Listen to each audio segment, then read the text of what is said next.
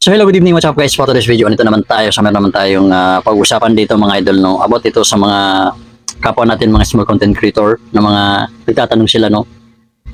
So guys, bago ang lahat, kung bago ka lang ito sa account ko nito, huwag mo muna kalimutan mag-follow, mag-like, comment, share, react para like updated sa mga susunod natin mga gagawing video and tutorial. So guys, sasagot tayo dun sa mga kapwa natin, mga content creator na nagtatanong sila na dahil ito sa mga gawa-gawa ng update ni Meta, gaya ng content monetization mga lods, no? So siyempre alam naman natin ang content monetization ay pinag-isa na po dyan yung tatlong tools na yan. Unang-una dyan yung ads on Reels, pangalawa ang in-stream ads, then pangatlo yung bonuses program. So pangalawa din ng update ni Meta ay ang video, ang long form video at short video ay pinag-isa na po.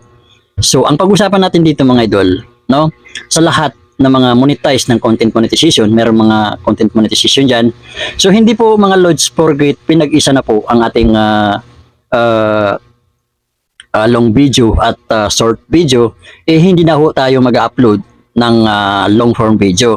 Puro short video po ang i-upload natin. So hindi po ganun mga lods, para mas malinaw po sa inyo, no? So guys, para sa kaalaman ninyo, kaya nga po pinag-isa po ang in-stream ads, ads on Reels, bonuses program, dahil po iisang earnings lang po ang makikita mo dyan, no? So sa Reels po natin makikita. So about naman dyan sa long form video, pinag-isa po yan ni Meta, yung short at long video.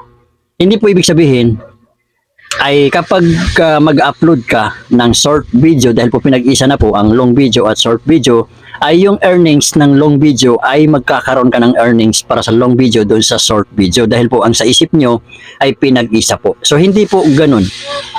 Ang ibig sabihin po, kaya po pinag-isa, ibig sabihin po pinag-isa na po yan yung earnings ng long video at short video. Pero iba pa rin yung earnings mo doon sa in-stream ads, no?